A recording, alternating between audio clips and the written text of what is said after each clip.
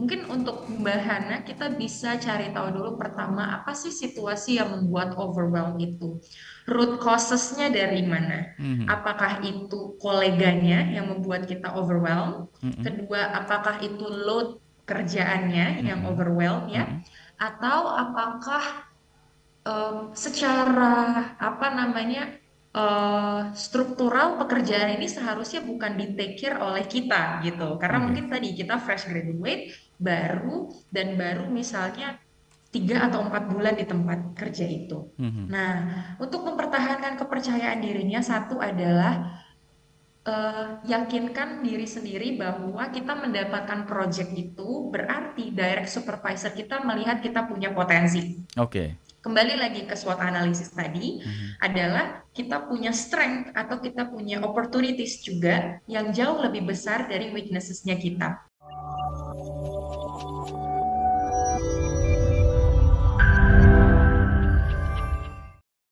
Nah, menarik, Mbak Sarah, tadi salah satu Ya. yang menjadi penyebab menjadi tidak percaya diri atau cemas, Hmm, khawatir adalah ketika sudah mulai membanding-bandingkan diri kita dengan orang lain. Nah, betul.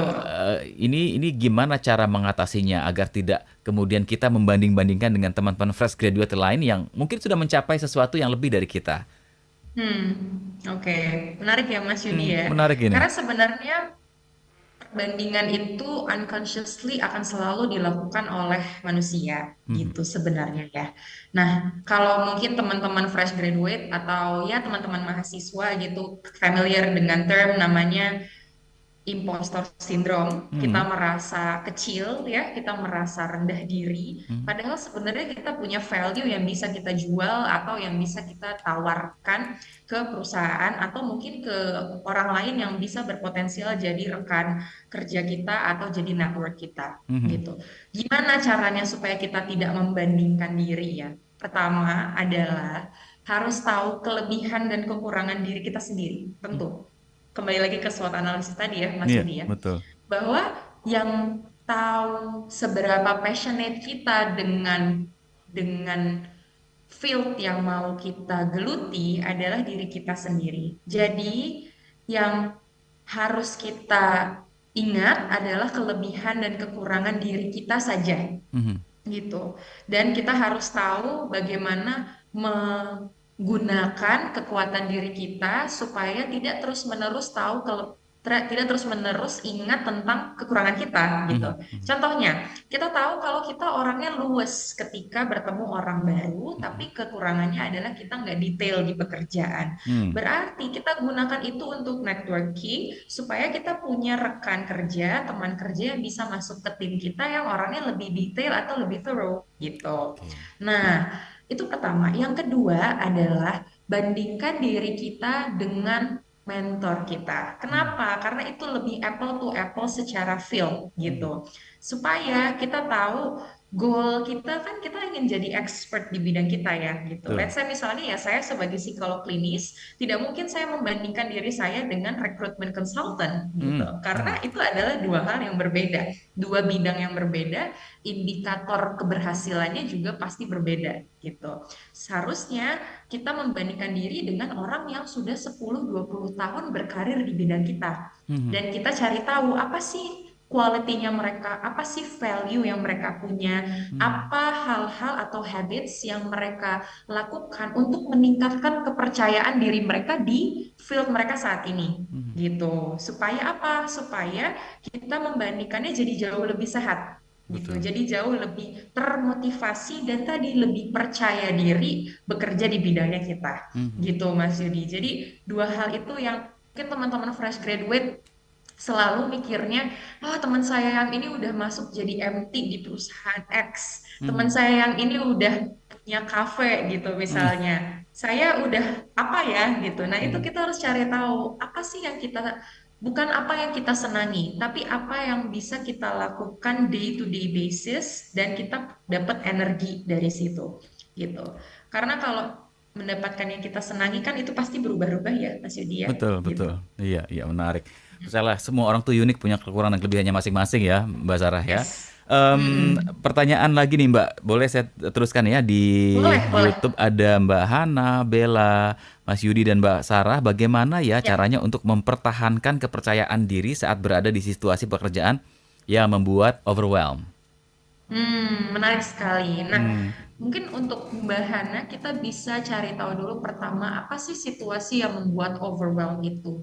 Root causes-nya dari mana? mhm, Apakah itu koleganya yang membuat kita overwhelm? mhm, Kedua, apakah itu load kerjaannya yang mhm, overwhelm ya? mhm, Atau apakah secara apa namanya struktural pekerjaan ini seharusnya bukan di take care oleh kita gitu karena oke, mungkin tadi kita fresh graduate baru misalnya 3 atau 4 bulan di tempat kerja itu. mhm, Nah, untuk mempertahankan kepercayaan dirinya satu adalah yakinkan diri sendiri bahwa kita mendapatkan project itu berarti direct supervisor kita melihat kita punya potensi. oke, Kembali lagi ke SWOT analisis tadi mhm, adalah kita punya strength atau kita punya opportunities juga yang jauh lebih besar dari weaknesses-nya kita mhm, gitu. Nah, yang kedua adalah kalau kembali ke kebutuhan dasar psikologis kita gitu ya, mhm, apakah sebenarnya pekerjaan ini membuat kita jadi merasa lebih fulfill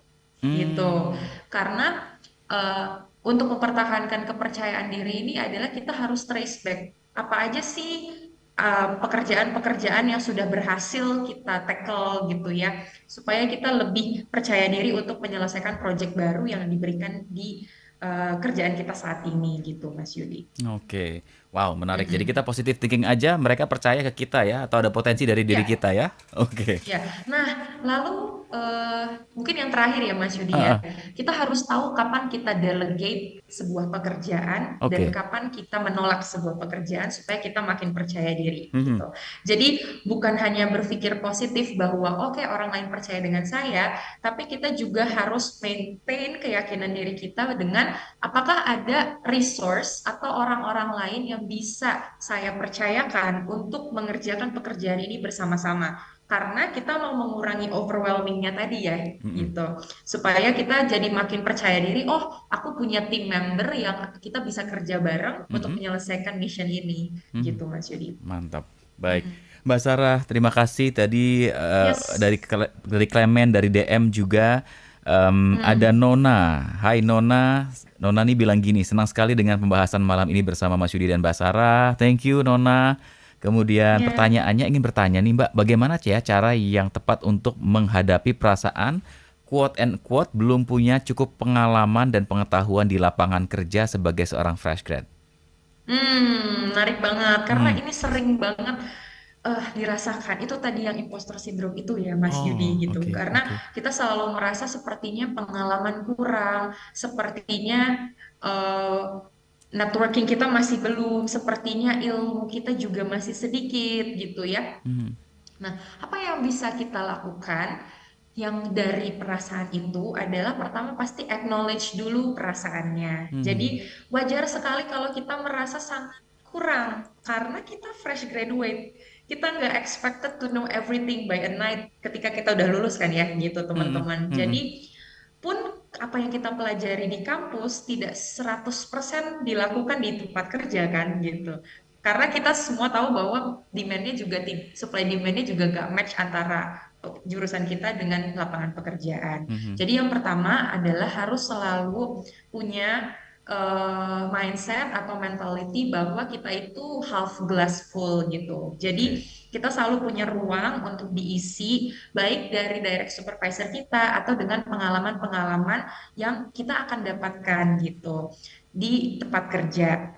Nah, itu oke. yang pertama, acknowledge dulu perasaannya. Yang kedua adalah selalu ingat dengan strength kita apa. Mhm. Bahwa kalau kita sudah keterima di perusahaan itu, artinya kita mumpuni untuk bekerja di situ. Iya, iya. Artinya kita punya skill sets yang dibutuhkan oleh perusahaan itu, atau yang dibutuhkan dari tempat kerja itu, kalau tidak perusahaan gitu ya. Mhm. Atau kita dipercaya oleh klien kita, misalnya kalau kita freelancers. Jadi, kita harus selalu ingat dengan strength kita supaya ketika bekerja yakin dan percayalah ya teman-teman, yang tahu pekerjaan kita adalah diri kita sendiri gitu. Mhm, Jadi mhm. bagaimana pembawaan diri kita ketika bertemu dengan direct supervisor atau manager atau ketika berada di dalam sebuah meeting gitu, Baik, baik. Mas Yudi. Ya, 1 menit terakhir Mbak Sarah mungkin bisa dijawab singkat saja nih Bianda Ya, Anissa. Mana yang harus saya pilih di awal karir, lingkungan yang baik tapi tidak sesuai begitu sesuai posisi saya mau, atau tempat baru di posisi yang dimaui tapi belum tentu sebaik ini? Hmm, menarik, Mas Yudi. ya. Kalau untuk fresh graduates, yang pertama adalah tentunya lebih ke lingkungan yang baik, tapi mungkin posisinya belum tentu kita mau. Kenapa? Karena di early career, lingkungan tadi ya, itu kembali lagi ke siapa direct supervisor kita, Mhm. siapa mentor kita, dan bagaimana flow komunikasi bekerja itu yang harus di-shape dengan lebih baik. Karena kalau soft skill sets-nya lebih baik, berarti sudah di-shape dengan baik, nanti kita pindah ke field manapun itu tetap akan mengikuti gitu, Mas Baik. Yudi. Jadi saya sih mungkin pilihnya yang pertama. Tapi kembali lagi ke Mbak Bianda ya, inginnya apa dalam karirnya gitu.